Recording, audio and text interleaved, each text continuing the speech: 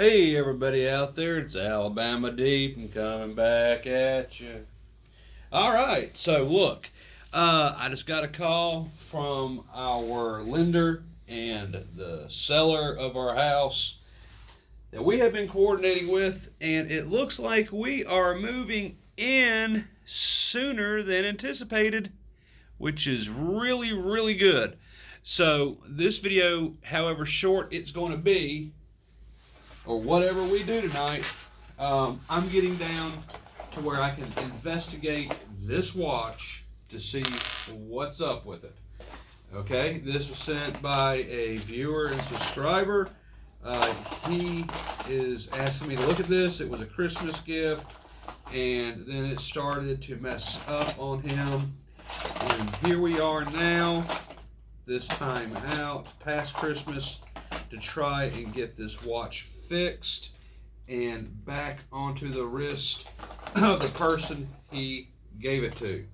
So the watch will run. As you know, it wasn't running originally when it came into me. But with the power of Alabama Deep, it is in fact running. And you can go ahead and you can adjust the time on it. Thanks to what I've been able to do, I can go ahead and adjust this, and then I can adjust this, so on and so forth, and have it running. It's just that we cannot get this watch to wind, and that's not good. But this Explorer 2 that we have is running, as you can see, with a couple good shakes. Better improvement over what it was, but we're going to work on it just a little bit. I want to explore this watch to see what else can I possibly do for it.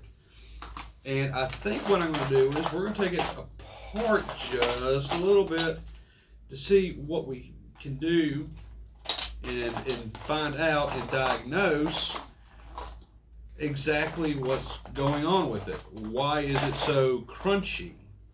As I say it, why is it so crunchy? Well, we're going to find that out. Looks like I'm using a new tool today for the removal of the hands. So we're going to see how that plays out. If not, I will go digging in my bag and get out the ones I love to use and do a little removal. I'm not going to take everything out of my bag because I got so much crap in there. So we're just going to do it a little bit by little bit. And so I'm going to place it right here. Looks like it can really go no further than this. So that's good. I have a good idea where I'm at on it. So let me get in here. I am wearing my white coat today. And I've often wondered why watchmakers wear a white coat. And the way I see it now and why I wear it is because if I have a part that falls off or goes flying and it ends up on me, which it does happen a lot of the times, I'm going to be able to see it with my white coat. But let's hope we don't have any parts flying. Oh, no. That would not be good. So let me get in here and do a first things first. Let me come in here and let me see if I can take out a screw on this watch. I'm going to measure it out. That's a little, well, that should be okay, I think.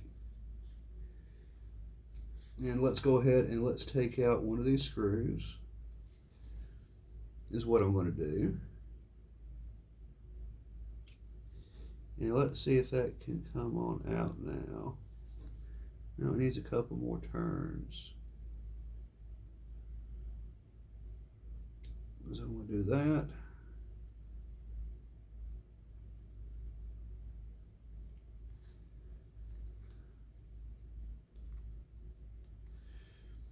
Okay, let's go with a little bit wider of a screw, thicker of a head, since now it is out, mainly all the way.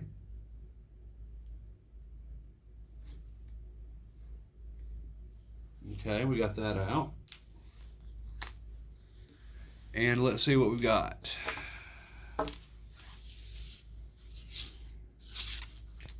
Now I'm wondering how tight I put this back on here. I'm gonna try it with my little ball. Beautiful.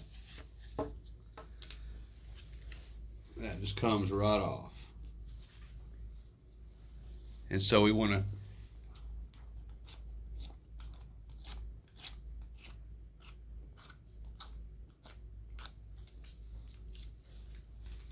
there we go.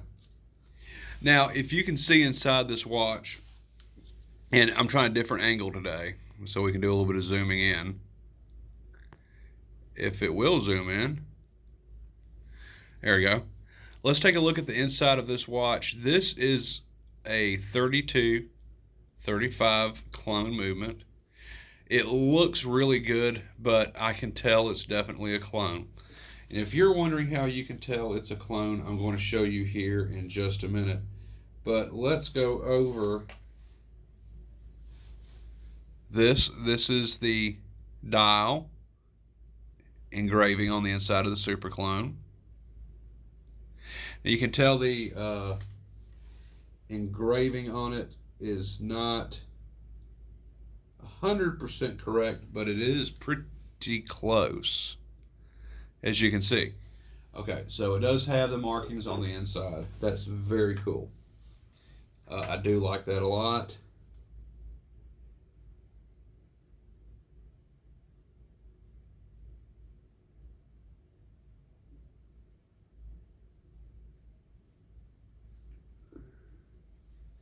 I'm also going to go ahead,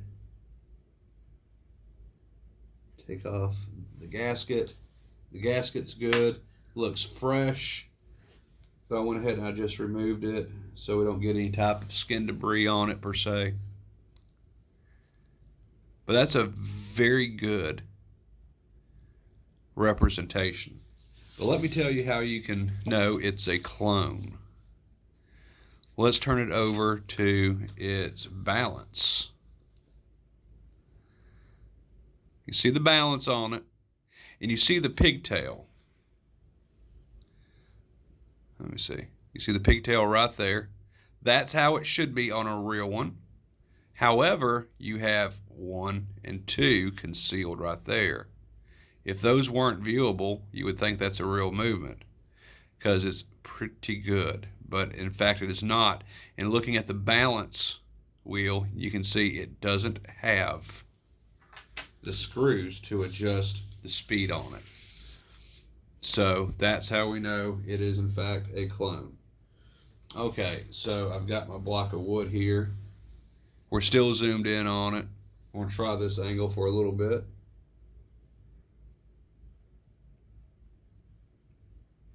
I see how the movement is put in there. It's got a tab here and a tab there. So, first things first on this. Let me see if I can go ahead and make sure that this is completely in. You will have a major keyless works malfunction if it is not. It is in as far as I can tell. You'll have a major keyless works malfunction. If you have a major malfunction with the keyless works, you're going to have to take the movement halfway apart of the keyless works and put it in position and then put it back together. And folks, that sucks.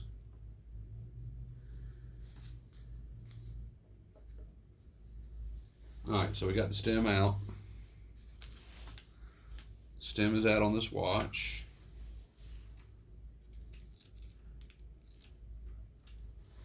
This is the stem.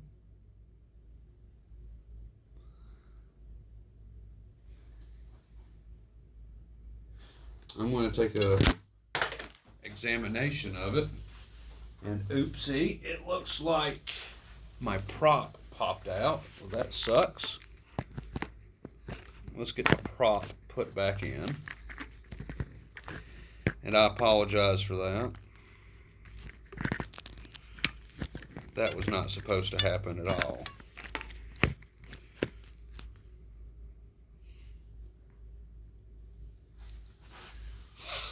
Okay. Here we are back with it. Let's get a little bit closer back in. And I was looking at this winding stem. We'll take a look, see at it, and see what's up.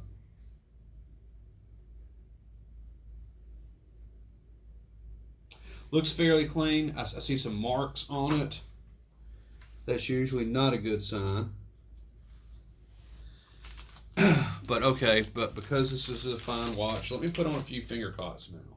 Because now we're getting into something that I feel like, you know, I know it's not real, but it's still okay, nice movement. I think so anyway. So I want to do my best not to screw it up with skin fragments or anything else. So just out of respect to the owner, let's put a few finger cots on.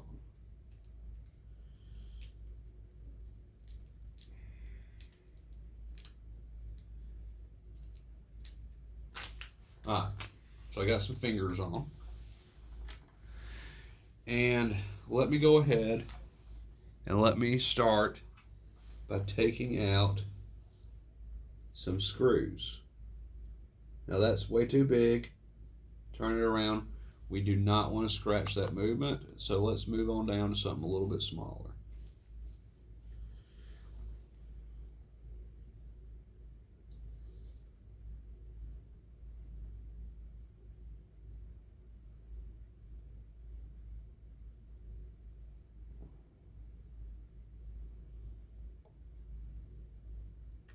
Okay. I don't know if y'all could see that or not. Probably not with my hand in the way.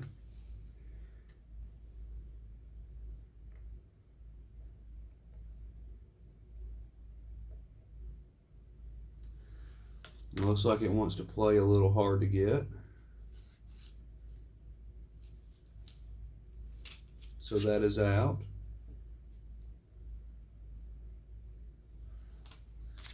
Let me move that screw.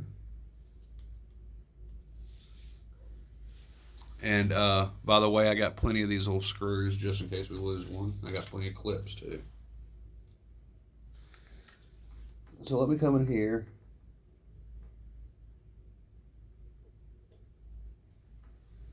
Okay, I've got that.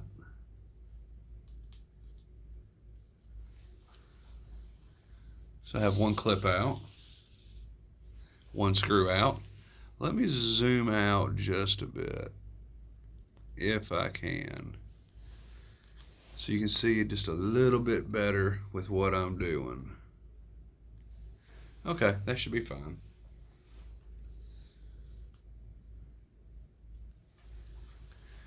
All right, so let me come over here and we're going to take this other screw out.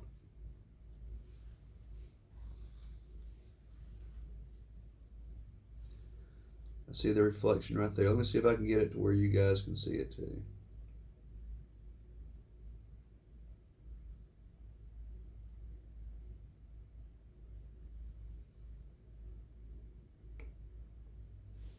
Like I said, I hear that little crunch. That means it's fully out.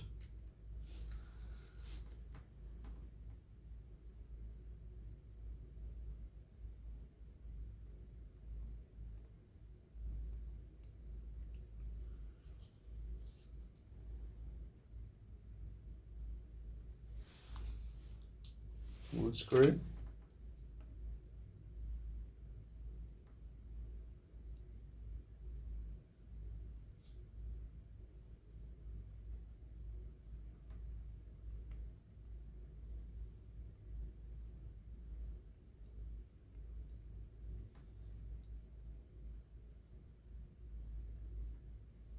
One clip. And now this movement, if you can tell by it now, it is free spinning. Looks like it doesn't lock into place like a Rolex I've worked on before. That's okay. That's not fully needed. I don't have my movement holder, so we're going to use a little plastic cover. That will suffice.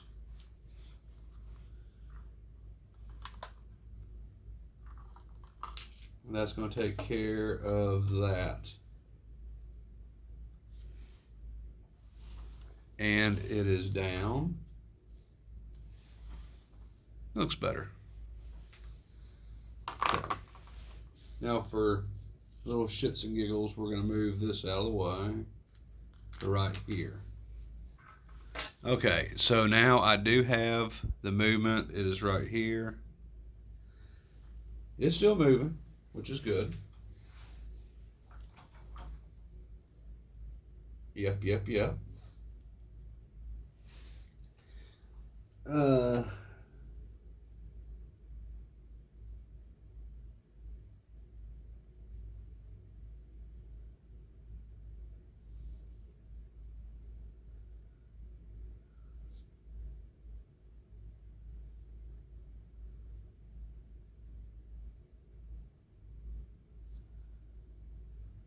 I'm just examining this. Looks like I see the holes for the dial. And all it needs is a little bit of a shake and a little bit of a,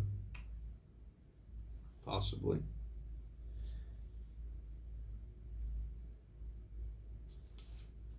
Yeah, it starts running again. So that's cool. It's wanting to work, right? That dial is absolutely gorgeous. They did a very good job on this dial. Okay, so let me have a look-see on what the tarnation do we have going on under this dial. How much do you want to bet that there might be some metal filings in this watch? I don't know, I could be wrong, but it would be kind of nice if it was an easy fix.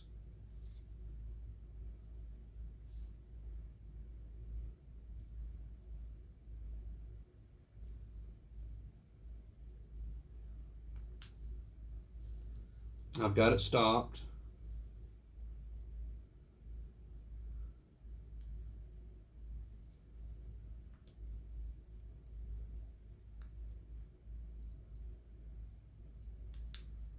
Now it's fully stopped. I have hacking enabled, so it won't go anywhere.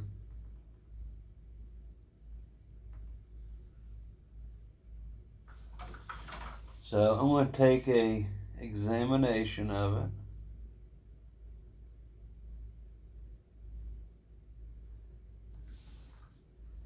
I want to look at it.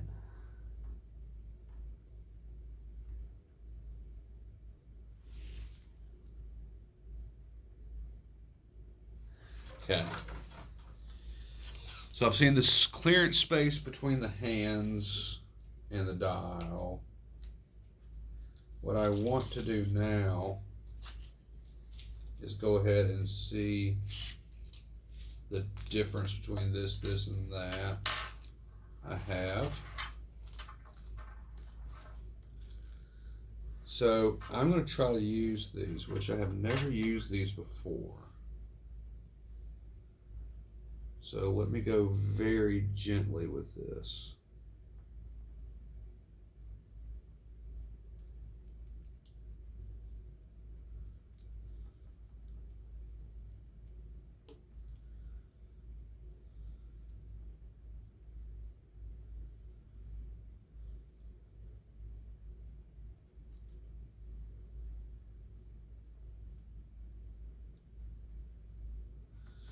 Let me see where I am with that.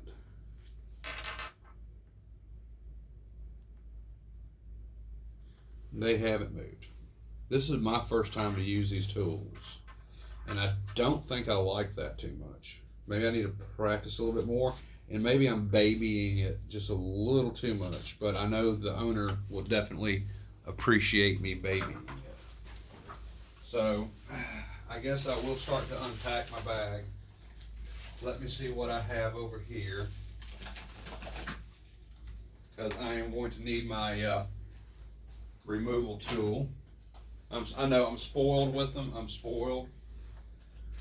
Definitely am I spoiled for sure, because the hand removal tool does it automatically for me. It's also a little bit thinner on clearance space. So it has indeed spoiled me, considering I have never used the tools to remove hands like that before. So I guess I'm going to go ahead and continue to stay spoiled and see if I can't find that removal tool. I've got a little bit of everything in my bag. There's my movement holder, so I can use that now. And let me see if my removal tool is in here. I'm thinking it probably is. If not, then I will find it. It's not like it can walk off somewhere. And I will use it. There it is. And I want to show you a new little tool I got as well. Let me go ahead and pick this up and put it onto there. There, that looks more like a watchmaker. All right, so this new little tool that I got, jumping back and forth on this video, is I have the tool for balancing a real Rolex movement. This is the tool I was describing, that on a real Rolex that you would turn the screws on the balance wheel to slow it up and speed it down. So that is a balance tool. It was $40 for that tool, and I'm just oh so glad to have it. Quite literally, I am. Okay, so let me come in here with my spoiled nature. I'm going to open this bag just a little bit if I can, a little bit more. Damn, the thing's got some magnetism to it. Damn electricity.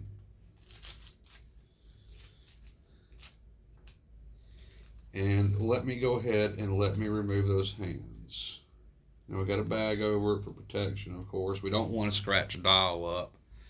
Even though it's not a real dial, we don't want to screw it up. If it was a real dial, I would be shitting a gold brick, considering how much a real dial of this nature cost on a real watch like this.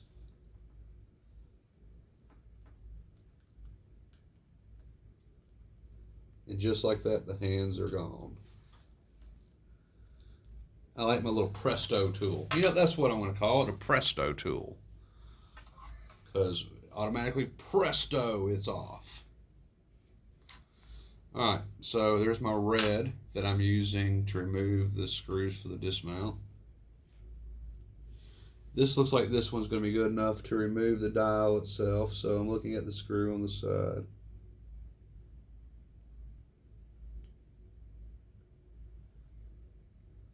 So a little bit of a turn there. A little bit of a turn here.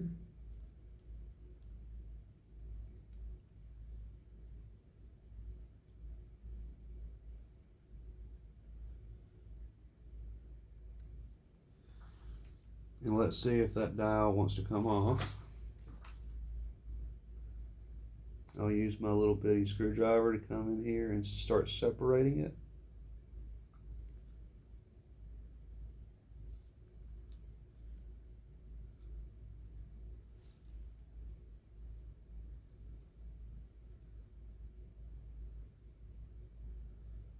There's a dial off.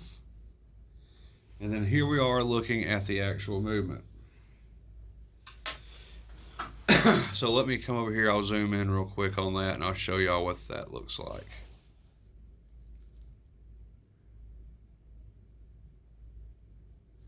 That's actually a pretty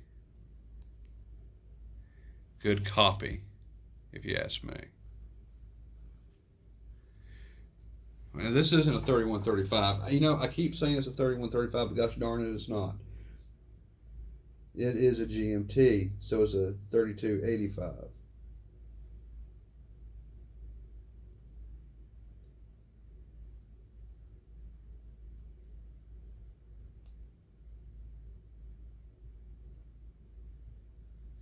Why do I got a feeling that may be the wrong? Why do I got a feeling that's going to be the wrong stem for that watch? You know what? I just had an epiphany. That's the wrong stem.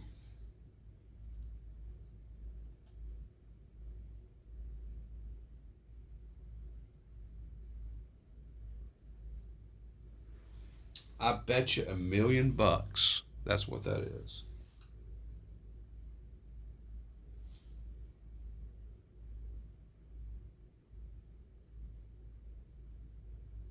Turn that little slot.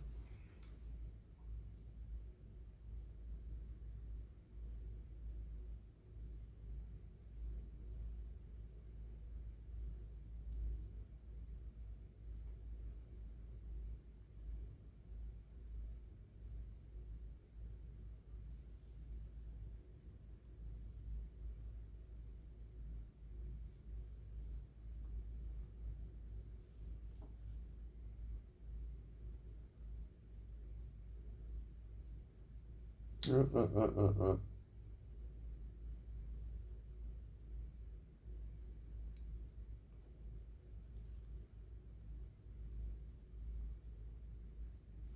Let's remove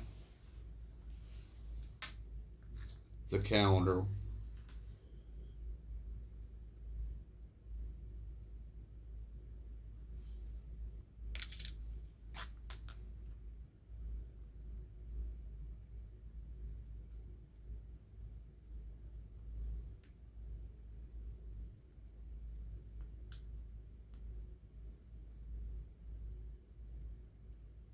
Guys, I think that's exactly what's wrong with this watch. How much do you want to bet?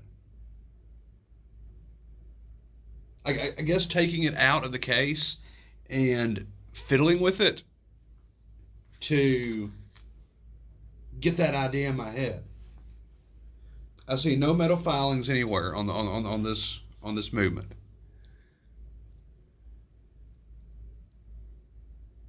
I see no metal filings to suggest that that's the issue. I'll be a monkey's uncle. Now, you know what I do have, ladies and gentlemen? I have a exact stem for a 3186. Let's compare the stems. That's what I'm thinking. Let's look at the stems. And if that's what it's going to be, I'll order the stem if I don't have one laying in all my boxes where I'm moving, and just use one of those.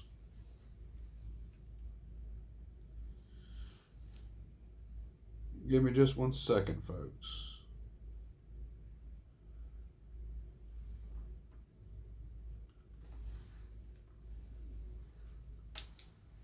Okay. So let's do a comparison. Let's have a little bit of fun with that. So this is the counterpart right here. I still have it in the package. Let's take it out. And let's just see if those stems are identical. Because if they are, we just figured out what's wrong with this watch. And how much do y'all want to bet at the factory where they made these? They made 3186 and 3286 watch movements that go into 2 different year kinds of Rolexes, GMTs. It's very easy to confuse a 3186 and a 3286 because of the number. And if you just have some new guy who doesn't understand the difference in the two, you're going to grab the wrong stem. And how do we know that he didn't have two he was working on at the same time where he just swapped the stems up? Now, you can tell a big difference in the movement, of course. If I can get it side by side real quick. You can see a big difference in the movement. This is a 3186 clone.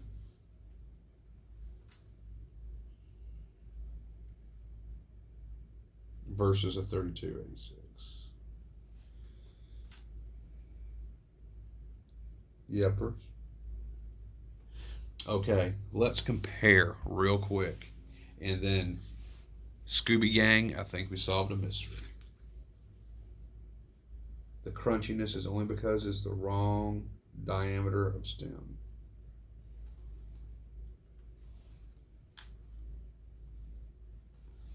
Let me compare the two.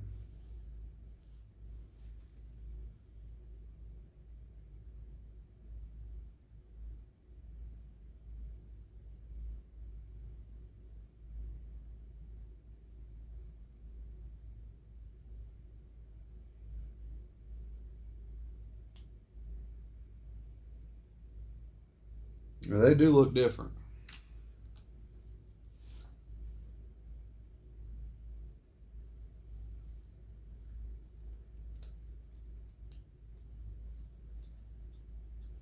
So, you know what, Scooby Gang, I may have been wrong. But you know what? We still don't know if that's the right stem. Do we? So, I'm going to go ahead and upload this video, come right back with part 2. We're going to pick up where I left off, and we're going to see exactly what's up with this GMT. So, let me go ahead and end it here. Guys, I'll be right back.